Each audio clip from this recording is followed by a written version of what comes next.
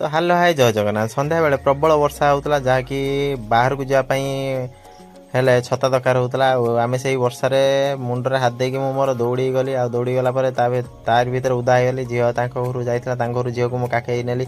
ଆଉ କାଖେଇ ନେଲା ପରେ ଆମ ଘର ଦୁଆମରେ ଛାଡ଼ିଦେଲି। ଆଉ ସେ ପଛେଇ ପଛେଇ ଯାଇକି ମୋ ନାନୀ ପୁଅ ଶୋଇଥିଲା, ତା ପୁଅ ଉପରେ ଚଢ଼ିଆଇ ନଉଡ଼ି ପଡ଼ିଲା ଗଡ଼ି ପଡ଼ିଲା। ହେପଟକୁ ତା ଜେଜେମା ଆସିକି କହୁଛି, ଏଇ କାହିଁକି ଏମିତି ହେଉଛ, ବଦମାସ କାହିଁକି ହେଉଛ କହିକି ସେଇଠି ତା ଜେଜେମା ତା ପାଖରେ ବସିଲା। ତାପରେ ଆମେ ଯିବା ଭିତରକୁ, ଆମର କୁଡ଼ିଆ ଘର, ଯାହାକି ଆମର ଏଠି 5 ଷ୍ଟାର୍ ହୋଟେଲର କିଚେନ୍, ଯାହାକି ମୋ ଭଉଣୀ ବସିକି ରୋଷେଇ କରୁଥିଲା। ଆଉ ଏବେ ବସିକି ଆସିକି ସେଠୁ ରୋଷେଇ ସାରିକି ଆସିକି ଆମର ଏଠି ବିଛଣା ସଜାଡ଼ୁଛି।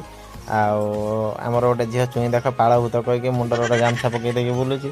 ଆଉ ବୁଲିଲା ପରେ ତାରି ଭିତରେ ଆସିକି ଉଆଁ ହେଇ କହୁଛି ମୁଁ ପାଳ ଭୂତ କାମୁଡ଼ି ଦେବି କହିକି ଆସି ମୁଣ୍ଡ ଇଏ କରିଦେଉଛି, ଗୁଡ଼େଇ ହେଇ ପଡ଼ୁଛି, ପୁଣି ତଳେ ପକେଇ ଦେଇକି ତା ଦେହରେ ଗଡ଼ି ଯାଉଛି। ତାପରେ ସେ ଉନିର ଗୋଟେ ଦୌଡ଼ା ଧରିକି କାମୁଡ଼ୁଛି, କହୁଛି କାମୁଡ଼ିଲା ପରେ କହୁଛି ମୁଁ ପାଠ ପଢ଼ିବିନି। ମୁଁ ଏଇନେ କାହିଁ ପାଠ ପଢ଼ିବି।